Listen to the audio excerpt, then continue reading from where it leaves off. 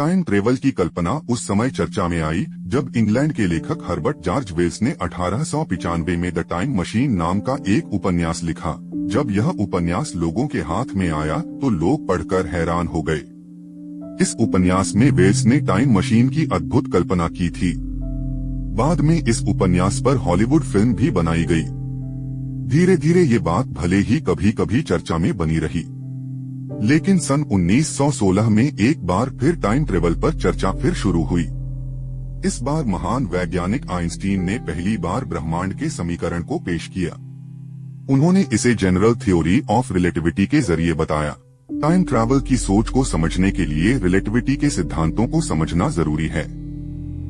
इस सिद्धांत से पहले समय को सभी के लिए समान, स्थिर या निरपेक्ष माना जाता था, जिसका मतलब है कि किसी भी व्यक्ति के लिए समय स्थिर होगा, चाहे वह दुनिया के किसी भी कोने में क्यों न रहे। इस धारणा को आइंस्टीन ने खत्म किया। उन्होंने बताया कि समय सभी के लिए एक समान नहीं होता, यानी दो अलग अलग स्थानों पर मौजूद व्यक्तियों के लिए समय भिन्न होता है। उनके अनुसार दो घटनाओं के बीच का समय उस व्यक्ति की गति के आधार पर निर्भर करता है। समय यात्रा के बारे में वैज्ञानिकों के बीच मतभेद हमेशा रहा है। कुछ वैज्ञानिक इसे संभव मानते हैं, जबकि कुछ इसे पूरी तरह से नकारते हैं। 1915 में अल्बर्ट आइंस्टीन ने सापेक्षता के सिद्धांत के द्वारा एक नई दृष्टिकोण प्रस्तुत किया। उन्होंने समय और गति के बीच संबंध को स्पष्ट किया। उन्होंने यह बताया कि समय एक गति से नहीं चलता, बल्कि पूरी तरह से गति यानी स्पीड पर आश्रित होता है।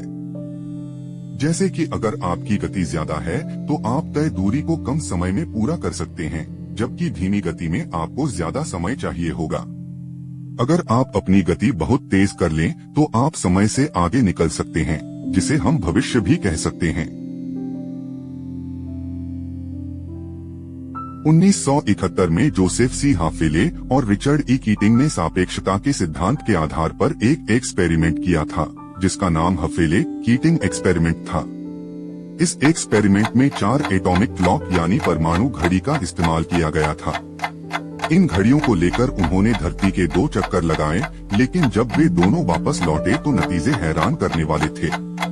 उन्होंने अपनी ऑब्जर्वेटरी में एक परमाणु घड़ी छोड़ दी थी, वहीं बाकी 3 घड़ियां उनके साथ धरती का चक्कर लगा रही थी। जब वे वापस लौटे तो उन्होंने पाया कि चारों घड़ियों की टाइमिंग अलग अलग थी। इस एक्सपेरिमेंट के बाद एक बात साफ हो गई कि अगर हम अपनी स्पीड को बढ़ा लें तो हम समय से आगे बढ़ सकते हैं, यानी भविष्य में जा सकते हैं। हालांकि अभी तक शायद विज्ञान उतनी तरक्की नहीं कर पाया है जिससे हम समय की गति से आगे निकल सकें, लेकिन भविष्य में ऐसा हो भी सकता है।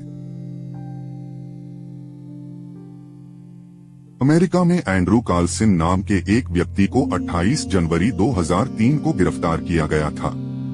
उसे वॉल स्ट्रीट में इनसाइडर ट्रेडिंग के लिए पकड़ा गया था। उसने $800 को $350 मिलियन यानी 2000 करोड़ रुपए बना लिए थे, जिसने सभी को हैरान कर दिया।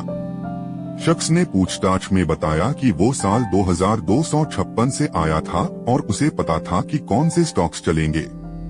शख्स की बात पर किसी ने यकीन नहीं किया था। जब उसे बेल पर छोड़ा गया तो वो हमेशा के लिए गायब हो गया। उसे फिर किसी ने नहीं देखा। साल 1954 में जापान के एयरपोर्ट पर एक शख्स आया जिसने बताया कि वो टॉड नाम के देश से आया है।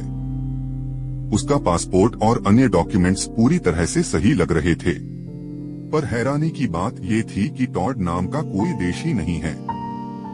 सुरक्षा कर्मियों ने जब उसे वर्ल्ड मैप दिखाकर उसके देश के बारे में पूछा तो उसने स्पेन और फ्रांस के बीच की एक जगह बताई, जिसे प्रिंसिपैलिटी ऑफ एंडोरा कहते हैं। वो शख्स भी इस बात से हैरान हो रहा था कि लोग आखिर उसके देश को एंडोरा क्यों कह रहे हैं। उसे अपराधी समझकर हिरासत में लिया गया और पास के एक होटल में एक रात के लिए रोका गया। कमरे के बाहर 2 सुरक्षाकर्मी तैनात किए गए, पर अगली सुबह जब कमरे के अंदर देखा गया तो वो गायब हो चुका था। J.H. ब्रैनन नाम के लेखक ने अपनी किताब time travel a new perspective में स्कॉटलैंड के एक पायलट की कहानी का जिक्र किया है, जो हैरान करने वाली है। 1935 में सर विक्टर गॉडार्ड नाम के विंग कमांडर को स्कॉटलैंड के एडिनबर्ग में ड्रेन नाम की लोकेशन पर बने एक एयरबेस का हाल जानने के लिए भेजा गया था। वो जब एयरबेस के ऊपर से गुजरे तो उन्हें वहाँ का बुरा हाल नजर आया।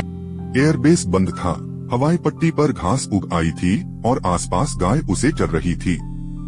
वो किसी खंडहर से कम नहीं लग रहा था। जब वो वहाँ से चले गए तो मौसम काफी खराब हो गया।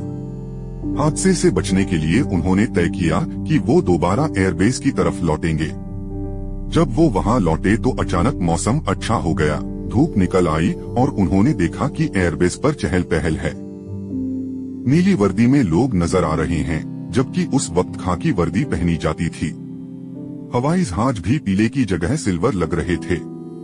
वो उन विमानों को पहचानते ही नहीं थे। विक्टर वहाँ से लौट आए पर वो सबसे ज्यादा तब हैरान हुए जब 4 साल बाद उन्हें फिर से उसी एयरबेस पर भेजा गया तो उन्होंने वहाँ वही दृश्य देखा जो 4 साल पहले देखा था। तब जाकर वो उस विमान को पहचान पाए। उन्हें लगा कि स्थिति डेजावू वाली हो गई है। किताब में दावा किया गया है कि शायद विक्टर 4 साल आगे भविष्य में चले गए थे। हालांकि लोगों का ये भी कहना है कि उन्हें लोकेशन का नहीं पता चल पाया होगा।